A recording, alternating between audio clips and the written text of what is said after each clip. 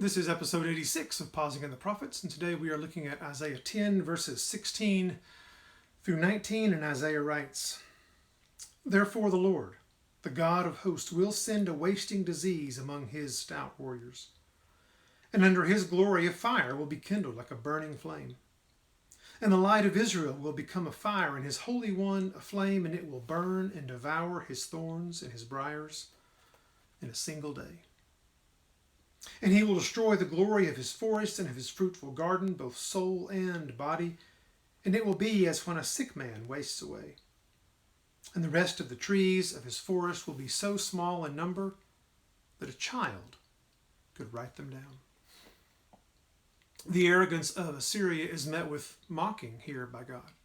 The Assyrians' glory is compared to the burning of thorns and briars, that which is loud and bright but burns up quickly.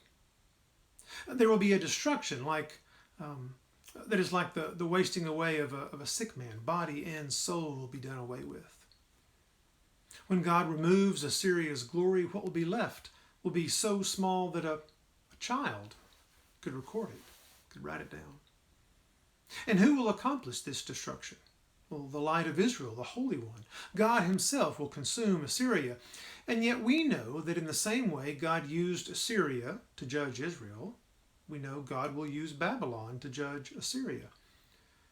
However the judgment comes, we must not forget that God is behind it. The nations are in his hands, and so how should we live?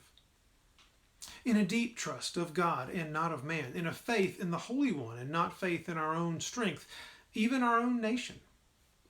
For when a nation fails to acknowledge God and boasts in its own strength, it is ultimately only boasting in little more than thorns and briars, and those can easily burn.